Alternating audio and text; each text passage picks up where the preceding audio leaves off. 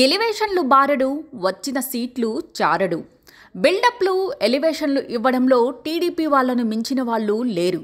తాము ఓడిపోతున్నామని తెలిసినా సరే క్యాడర్ను నిలబెట్టుకునేందుకు తప్పుడు ప్రచారాలు, అవాస్తవాలు సర్క్యులేట్ చేసి సంతోషపడుతున్నారు.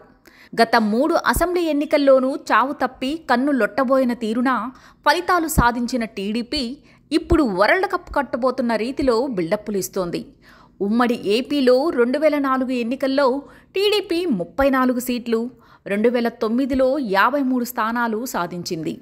ఇక 2014లో జనసేన, బీజేపీతో కలిపి పోటీ చేసి మోడీకి ఉన్న విపరీతమైన వేవ్లో కూడా వాళ్ళు తెచ్చుకున్నది 102 సీట్లే. 2019లో అయితే 23 సీట్లకే పరిమితమైంది. ఇంత దరిద్రమైన ట్రాక్ రికార్డు ఉన్న టీడీపీ 2024లో మాత్రం 160 సీట్లు గెలుస్తామని బిల్డప్లు ఇస్తోంది.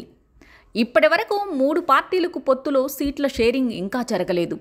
ఇటు చూస్తే చంద్రబాబు సభలకు రెస్పాన్స్ నిల్. చిలకలూరిపేట సభపై భారీ అంచనాలు పెట్టుకున్నా అది కాస్త తుస్మంది. ప్రధాని మోదీ జగన్పై గట్టిగా విమర్శలు చేస్తారని, చంద్రబాబును గెలిపించమని చెబుతారని ఆశించారు. అది జరగలేదు. ఇంత దారుణమైన పరిస్థితుల్లో 160 సీట్లు వస్తాయని ఎలా భ్రమపడుతున్నారో వారికే ఎరుక.